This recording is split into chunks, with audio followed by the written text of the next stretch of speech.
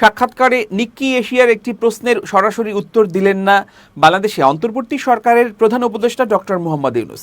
তিনি যে উত্তর দিলেন তা এই প্রশ্নের উত্তর ছিল না। প্রশ্নটি ছিল সম্প্রতি তার পদত্যাগ গুঞ্জন নিয়ে। তিনি পদত্যাগ করতে পারেন এমন আলোচনায় বাংলাদেশ ও এর বাইরে ব্যাপক কৌতূহল সৃষ্টি হয়। সম্প্রতি পরিস্থিতি আপাতত শান্ত হয়েছে। এনসিপির আহ্বায়ক ও সাবেক উপদেষ্টা নাহিদ ইসলাম গত সপ্তাহে প্রধান উপদেষ্টার সঙ্গে সাক্ষাৎ শেষে জানান, প্রধান উপদেষ্টা পদত্যাগ করতে পারেন। তার কাছে ডক্টর ইউনূস কি এমন বার্তা দিয়েছিলেন? নিক্কি এশিয়ার এমন প্রশ্নের জবাবে প্রধান উপদেষ্টা বলেন, বাংলাদেশে এই প্রশ্নের উত্তর আমি দেইনি।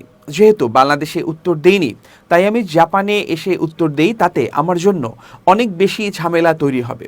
নিজের দেশের ইস্যুতে ডক্টর ইউনূস নিক্কিকে বলেছেন, সাবেক প্রধানমন্ত্রী শেখ হাসিনার নেতৃত্বাধীন সাবেক শাসক গোষ্ঠী বাংলাদেশ থেকে প্রায় $234 বিলিয়ন বিদেশে পাচার করেছে। 11 থেকে 12 বিলিয়ন ডলারের সম্পদ এরই মধ্যে বাংলাদেশে শনাক্ত করে তা জব্দ করা হয়েছে। একবার যখন বাংলাদেশের অন্তর্বর্তী সরকার এসব অর্থ ব্যবহারের সুযোগ পাবে, তখন পরিকল্পনা আছে একটি সার্বভৌম সম্পদের তহবিল গঠনের। এই তহবিল শিক্ষা ও স্বাস্থ্য খাতে ব্যবহার করা হবে, দরিদ্রদের জীবন পরিবর্তনে ব্যবহার করা হবে এবং তরুণদের উদ্যোক্তা বানাতে সহায়তা করা হবে।